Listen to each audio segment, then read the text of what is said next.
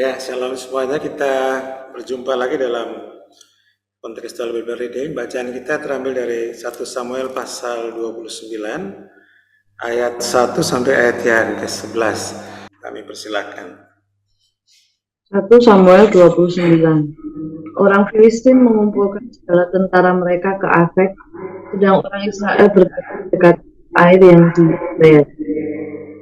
Ketika raja-raja kota orang Filistin berjalan lewat dalam pasukan-pasukan 100 dan 1000, dan ketika juga Daud beserta orang-orangnya berjalan lewat di belakangnya bersama-sama dengan Akis. Katalah para panglima orang Filistin itu, apa gunanya orang-orang Ibrani ini?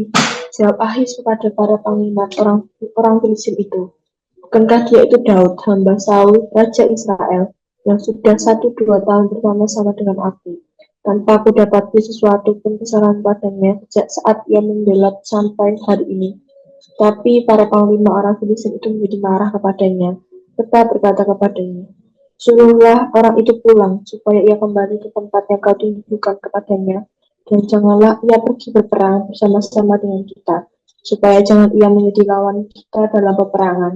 Sebab dengan apakah orang ini dapat membukakan hati tuannya, kecuali dengan memberi kepala-kepala orang-orang ini? Bukankah dia ini Daud yang dinyanyikan orang secara berbalas-balasan sambil menari-nari demikian? Saul mengalahkan beribu-ribu musuh, tetapi Daud berlaksa-laksa. Lalu Akis memanggil Daud dan berkata kepadanya, demi Tuhan yang hidup, engkau ini orang jujur dan aku memandang baik jika engkau keluar masuk bersama-sama dengan aku dalam tentara. Sebab aku tidak mendapati sesuatu kejahatan padamu sejak saat engkau datang kepadaku sampai hari ini. Tetapi engkau ini tidak disukai oleh raja-raja kota. Sebab itu pulanglah, pergilah dengan selamat, dan jangan lakukan apa yang jahat di mata raja-raja kota orang Filistin itu. Tapi Daud berkata kepada Akis, apa yang telah kuperbuat, dan kesalahan apa yang kau dapati pada hambamu ini, sejak saat aku menjadi hamba kepadamu sampai hari ini, sehingga aku tidak boleh ikut pergi berperang melawan musuh tuanku raja. Lalu Akis menjawab Daud, aku tahu engkau ini memang kusukai seperti utusan Allah. Hanya para panglima orang Filistin telah berkata, ia tidak boleh pergi berperang bersama-sama dengan kita. Jadi bangunlah pagi-pagi beserta orang-orang tuanmu ini yang datang bersama-sama dengan engkau. Bangunlah kamu pagi-pagi, segera sesudah hari cukup terang bagimu, dan pergilah. Lalu bangunlah Daud dan orang-orangnya pagi-pagi untuk berjalan pulang ke negeri orang Filistin. Sedang orang Filistin itu bergerak maju ke Israel. Ada situasi di mana orang Filistin, jadi tentu negeri Filistin ini terdiri dari banyak raja-raja kecil. Mereka bersehati untuk maju menyerang Israel. Dan di dalam ayat 2 dikatakan bahwa maka ketika raja-raja orang itu berjalan lewat dalam pasukan 100 dan 1000, dan ketika juga Daud beserta orang-orang berjalan lewat di belakangnya bersama Akis, berkatalah para panglima orang Filistin itu, apa gunanya orang Filistin? Jadi ketika Filistin hendak menyerang pada orang-orang Israel, maka semua kekuatan digalang begitu. Raja-raja kecil itu bersatu, dan Daud sebagai bagian dari Akis juga ikut menyusun kekuatan dalam rangka memerangi Israel di daerah Israel itu ya. Nah, kehadiran Daud ini nampaknya menjadi pertanyaan, bahkan kecurigaan, ya, prasangka yang buruk sekali dari para panglima orang-orang Filistin. Karena itu mereka kemudian berargumen dengan Akis ya, dan mengatakan untuk apa orang Ibrani ini, Daud dan rombongannya. Nah, kalau kita memperhatikan respon dari Akis terhadap para panglima orang Filistin, sesungguhnya Raja Akis ini mengakui berbagai aspek dari kehidupan Daud, baik kejujuran, kebaikannya, tidak adanya kejahatan pada Daud ya, juga tidak ada perbuatan yang salah gitu. Katakan di dalam ayat yang keempat oleh Raja Akis, bukankah dia ini Daud, hamba Raja Saul yang sudah 1-2 tahun bersama-sama dengan aku tanpa kudapati sesuatu pun kesalahan padanya sejak saat ia membelot sampai hari ini. Jadi di mata Akis memang Daud ini membelot ya, di sisi yang lain sebenarnya Daud sesungguhnya sedang melarikan diri dari upaya pembunuhan yang dilakukan oleh Saul. Gitu. Tapi respon para panglima di ayat yang keempat dan ayat 5 katakan bahwa mereka menjadi marah kepada Akis dan tetap dengan sikap mereka dari para panglima ini agar Daud disuruh pulang, tidak ikut berpartisipasi dalam peperangan ini. Kenapa? Karena menurut mereka, ayat 4 bagian akhir, dan janganlah ia pergi berperang bersama-sama dengan kita supaya jangan ia menjadi lawan kita dalam peperangan. Sebab dengan apakah orang dapat menyukakan hati tuannya kecuali yang memberikan kepala orang-orang ini. Jadi ada satu sisi ya kegentaran juga. Ya memang ini cara membaca situasi dari kacamata keamanan.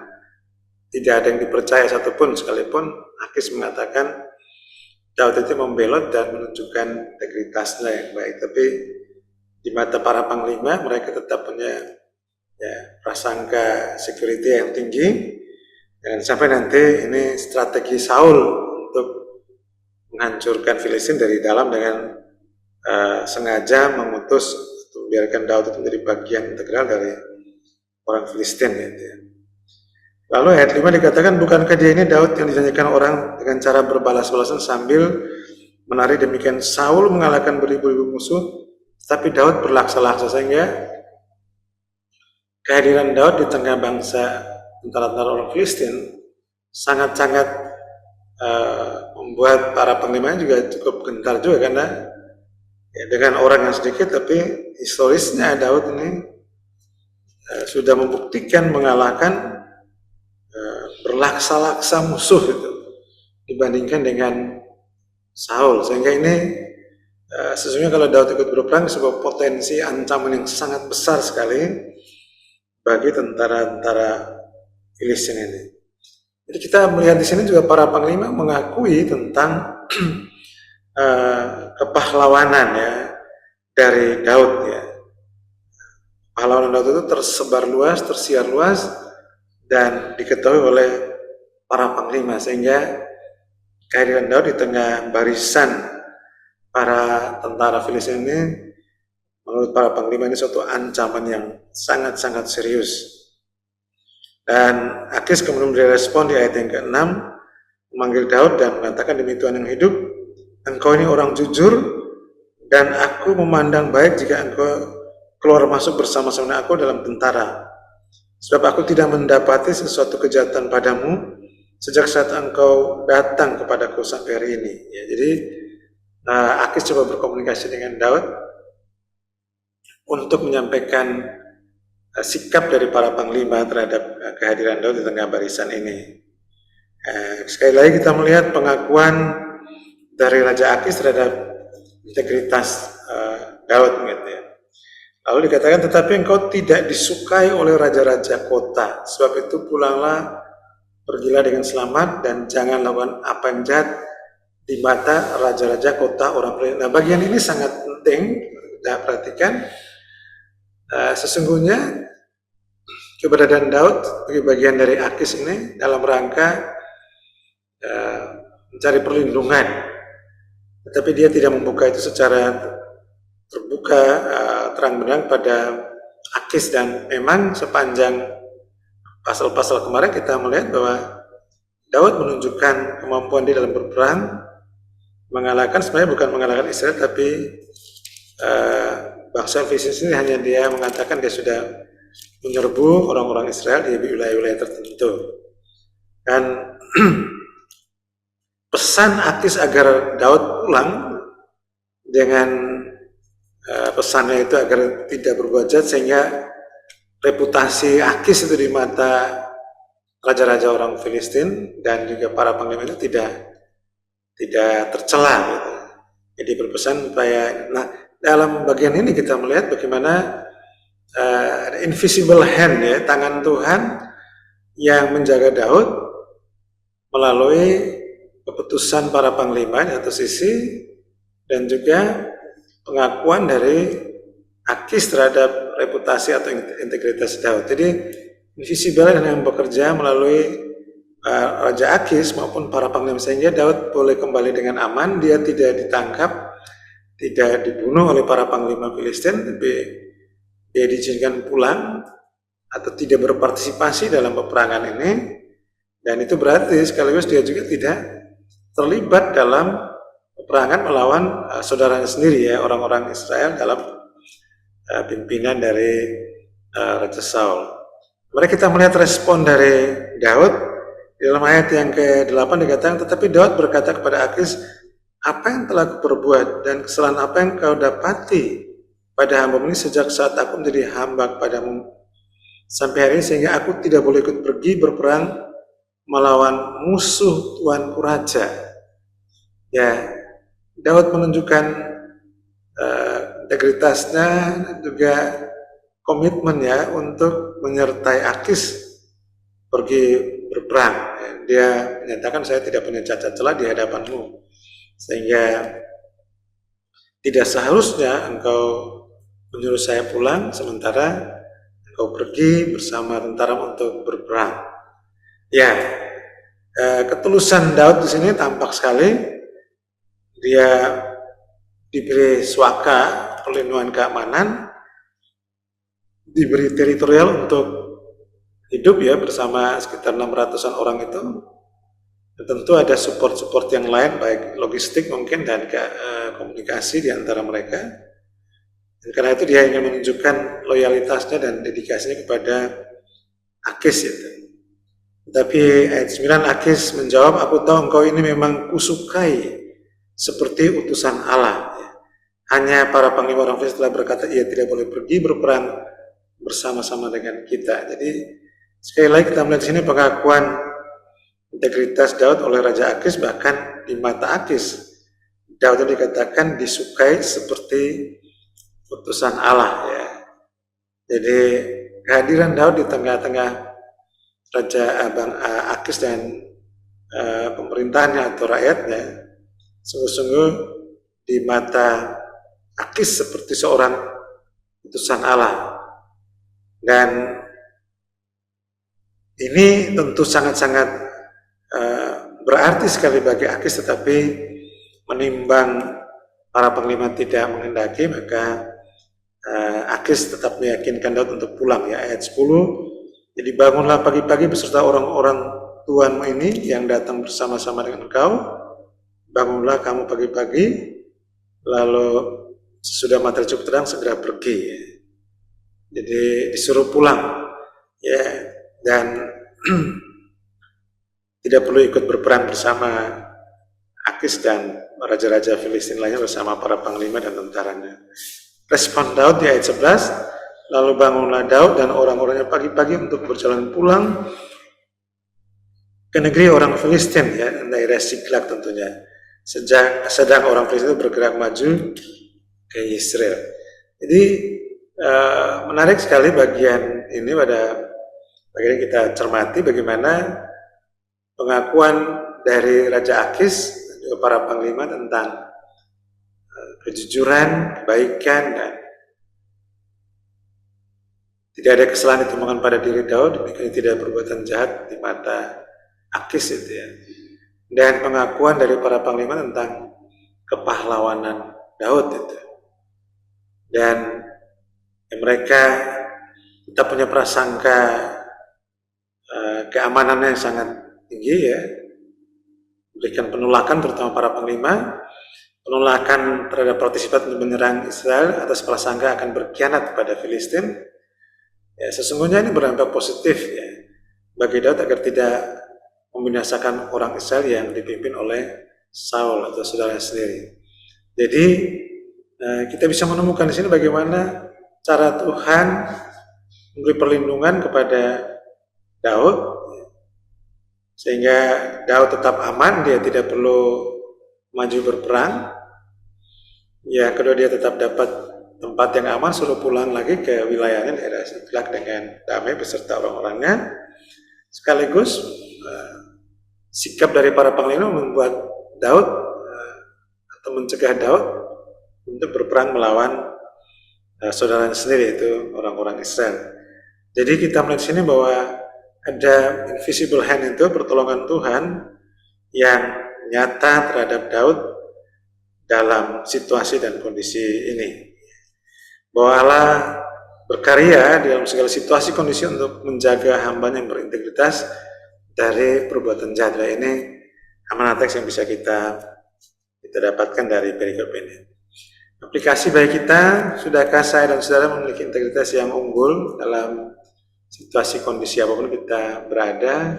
Kita perlu tetap dan terus-menerus mengevaluasi arti keberadaan kita. Dan yang kedua, apakah saya dan saudara meyakini perlindungan Allah dalam segala situasi kondisi? Kalau Akis mengakui kehadiran Daud, ya, disukai bahkan sebagai utusan Allah, hal ini sungguh-sungguh berarti bahwa Daud mencerminkan sikap, tutur kata, tingkah laku, dan perbuatan mencerminkan siapa Allah yang hadir di tengah-tengah umatnya, menjadi berkat. Kita juga perlu mengevaluasi diri kita, bagaimana kehadiran kita di tengah keluarga, masyarakat, rekan sekerja, dan sebagainya. Apakah kehadiran kita jadi berkat? Tuhan memanggil kita semua untuk hidup berintegritas dan meyakini bahwa dalam situasi yang complicated sekalipun, perlindungan Tuhan terhadap hamba-hambanya yang hidup berintegritas itu terjamin. Dia turut bekerja dalam segala perkara untuk mendatangkan semata-mata kebaikan bagi orang-orang yang mengasihi dan yang hidup berkenan kepadanya. Tuhan memberkati kita semuanya. Amin. Mari pagi hari ini kita akan menaikkan doa-doa permohonan kita. Kita akan angkat ujian, selidiki aku, lihat hatiku.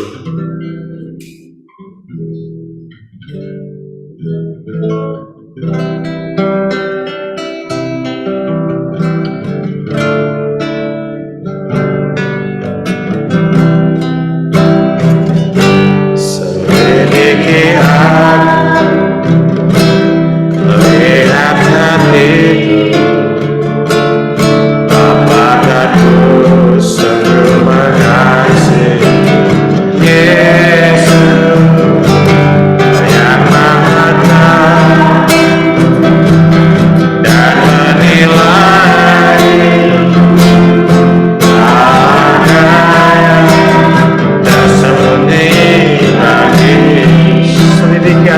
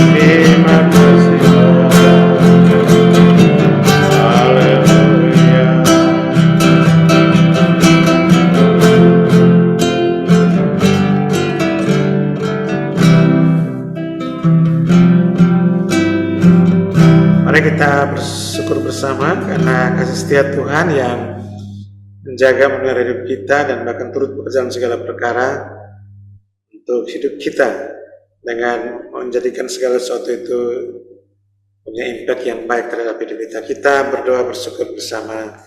Kami menaikkan segala pujian, hormat, dan syukur untuk kasih dan kebaikan-Mu. Kami bersyukur untuk perlindungan-Mu, penyertaan-Mu, bahkan ingin percaya bahwa Allah turut bekerja dalam segala perkara untuk kebaikan hidup kami. Dalam segala situasi, kondisi apapun, Engkau Tuhan yang hadir secara nyata, berkarya melalui apa saja dan siapa saja untuk sesuatu yang mendatangkan kebaikan.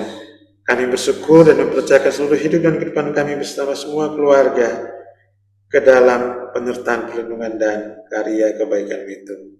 Terima kasih ya Tuhan.